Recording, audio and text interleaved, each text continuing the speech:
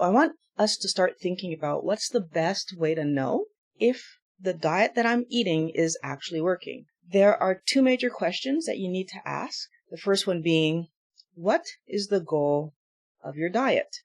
And most people are going to say, well, weight loss, right? Weight management. But I want us to look a little deeper than that. I want us to really be understanding of why any animal eats food. We eat food because we're trying to attain good health. And when we start talking about the signs of good health, now we have different things that we're going to focus on. And the first one I want us to think about is our skin, our hair, our nails are in good condition. When we are eating properly, our body can produce these visible signs of positive health. The next one would be that if you're a lady, your menstrual cycle is well regulated.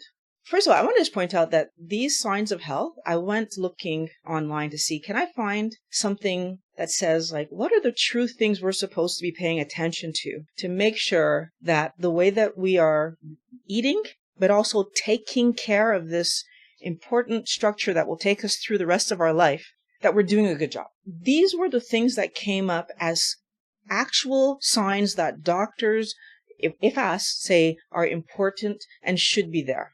So I'm not making these things up. So I want to make sure that everybody understands that I'm giving you something that I did a bit of time to research. You should have enough energy to get through your day. If you're still working, you should be able to work and get through a work day and have time at the end of your day for whatever other activities you might have in store for yourself. And, if you're retired and you want to play with the grandkids, you should be able to do that too. Your emotional state should be stable. I want to clarify that this is not about you never get upset. It doesn't even mean that you solve every single problem that comes in front of you, like simply. That's not what this is about. It means that you can deal with the feelings that you are having, and you can deal with the situations that are coming up in your world, right? And if you need extra help to manage a problem that you have, seeking medical attention or seeking psychological attention or like an expert to help with that, there's no problem with that. That's your pain free. So you can do with your body what you would like to do with your body without being, for me, before I started keto, living the hip pain that I was living, I couldn't do with my body what I wanted to do with I couldn't go for a walk.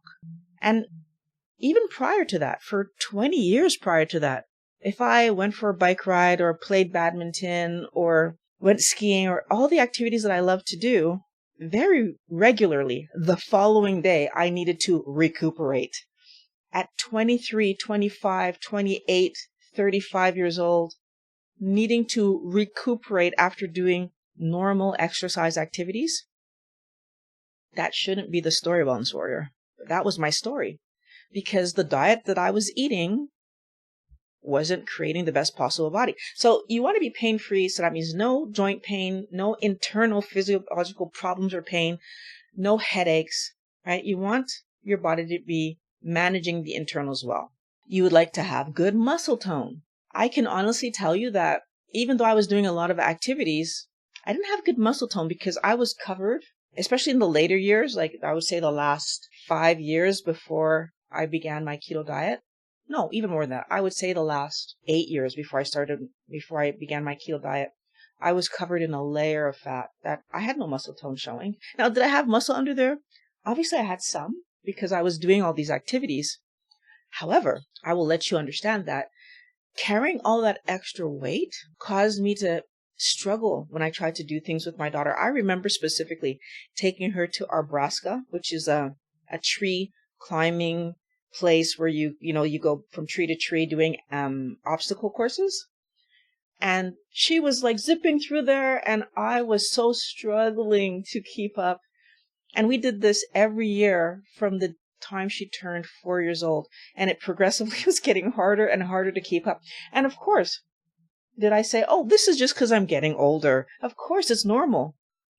Well, the year after I started keto, I kept up with her so easily. It was unbelievable. Good muscle tone. And then, of course, that you should have normal bowel movements, normal bowel function. I will point out that we think it's normal to go to the bathroom several times a day. And I feel like we believe that to be the case because we are so used to eating things that are poor quality that our body needs us to eliminate the stuff from the system several times a day. But for normal bowel function, the medical literature seems to say that once a day is what you should be aiming at. I will have you know that since eating better quality food, I've learned that it doesn't necessarily have to be daily. If you're eating, especially if you're doing carnivore, I've heard many carnivore people talk about the fact that they don't go to the bathroom daily. They go maybe every other day. And why? Because if your body's absorbing almost everything you're getting from the food you eat, you have less movements to have. But it's still important that you have normal movements. So they shouldn't be diarrhea and they shouldn't be excessively difficult to expel. Trying to keep the language PC. And of course, we have the main one that most people are thinking about. Well, we think this is going to be the main one, but I'm going to say something different here. Your body fat percentage should be normal. And I want us to really listen to the words I said there. Your body fat percentage should be normal. That's not the same thing as having a normal weight. And the reason that I want to make this distinction is because having that quote unquote normal weight doesn't actually tell me if I'm in good health, because my weight doesn't tell me if I have good muscle tone, the slide before, and it doesn't tell me how much fat I have on my body. I could be exactly the same weight as the woman next to me, but she lifts weights and she's doing bodybuilding and all kinds of stuff, and I'm not. Our muscle composition and our body fat composition is going to be very different. I could be the exact same weight as a woman on the other side of me. I do lots of activities. She doesn't do any, much more fat on that body than on my body. What's my point? Weight is often the first metric that people think about when they're trying to manage their health and deciding what they're going to eat. And we're so programmed to believe that our weight is the most important thing. And then we follow this kind of behind with this idea that muscle is okay, but we're focused more on muscle definition than we are on why muscle is healthy. And we get pulled into this low body fat rather than normal body fat idea, right? We're obsessed with the idea that eating fat is going to cause us to be fat, that's going to cause us to have heart disease. And so we end up eating meals that are ultra low in fat. I mean, this plate is being saved by those eggs, but there's only 1.5 eggs there. So it's not that much fat still on that plate.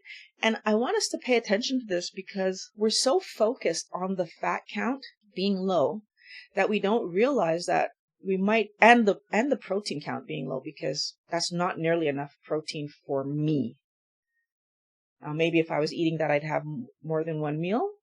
So there are many doctors that have explained why fat isn't the big problem that we think it is. I'm going to direct you to watch their channels. You know, Dr. Berryberg, Eckberg.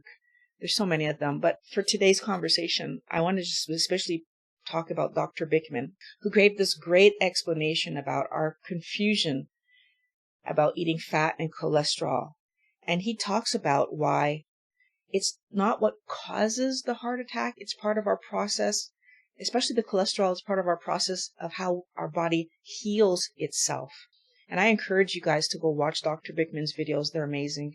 I learned so much when I watch interviews and videos from him. After years of trying to eat healthier and trying to get my weight under control and being unsuccessful. I'm not even going to try to pretend that I was successful when I was trying to get my weight under control, because I wasn't.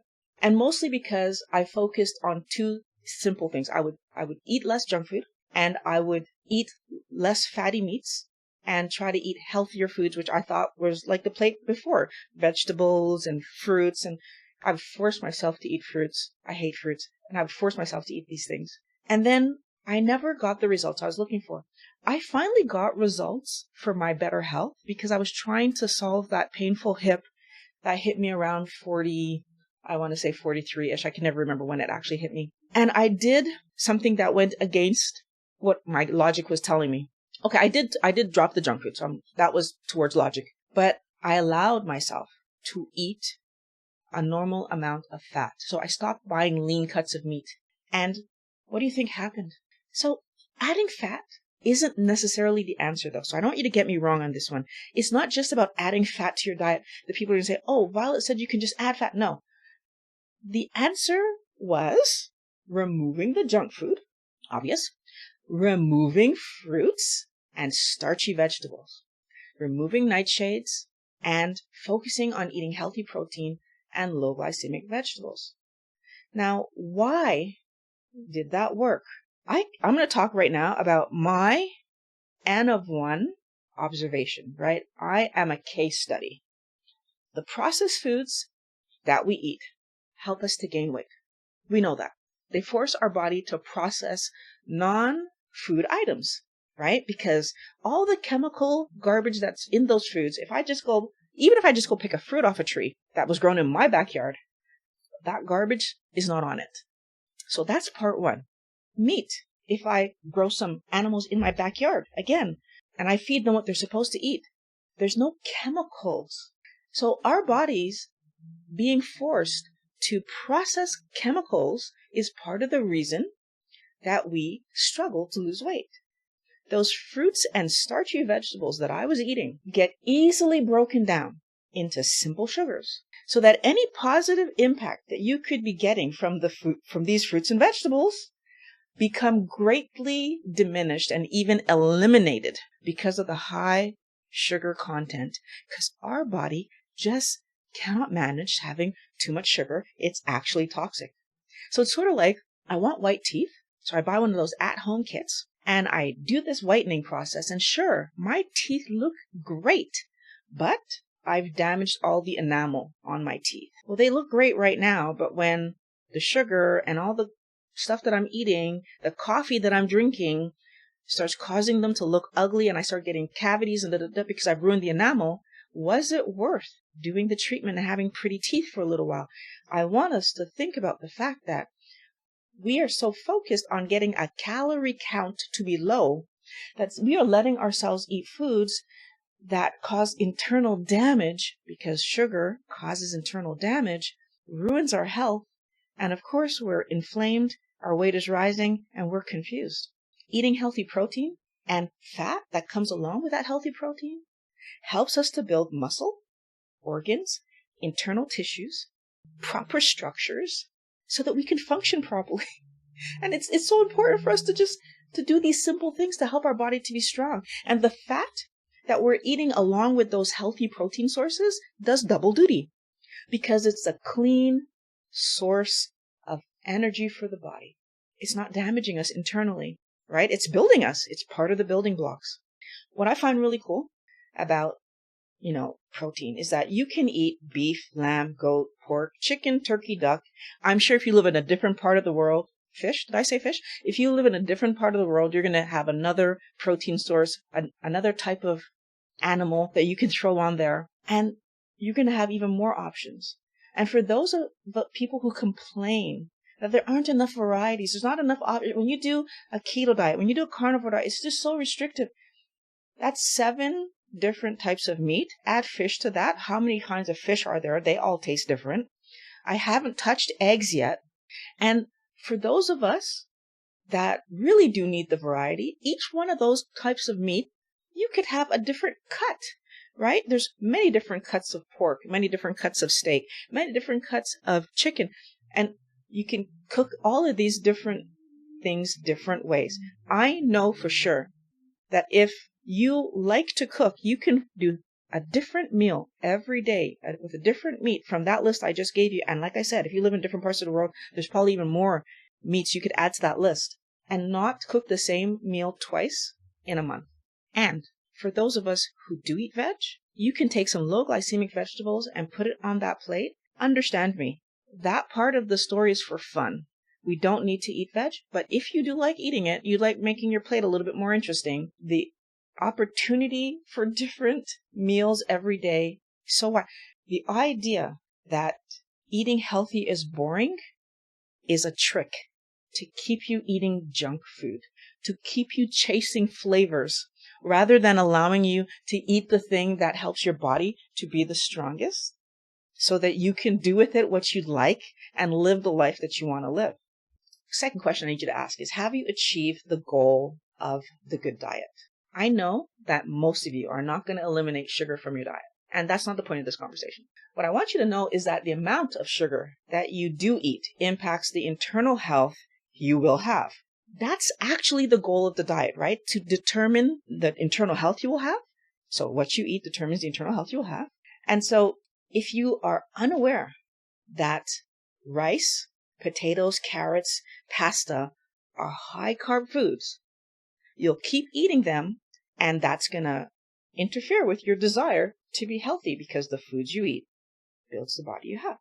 If we don't allow ourselves to understand that bread takes healthy food like eggs, like sliced meats, and makes them fattening and dangerous to our health, we keep eating sandwiches made with bread. And this is something that I know myself. I was doing this, that I take something that's healthy, make it unhealthy, and then confuse why I'm gaining weight. And if you don't see that bananas, mangoes are ruining your liver, any other high carb fruit, so we can add grapes in there, we can add everything that's sweet when you taste it and it's a fruit, means that there's a high amount of fructose in there.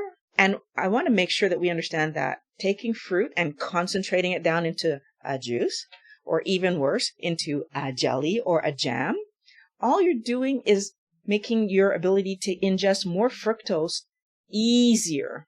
But then later on, we'll be confused why we have distended stomachs. Your liver is struggling. Your pancreas is likely going to start to struggle eventually.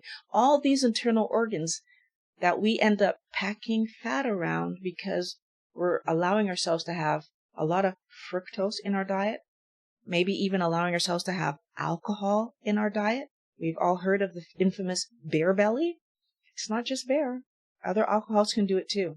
Your diet is the building block that will determine how your body is built.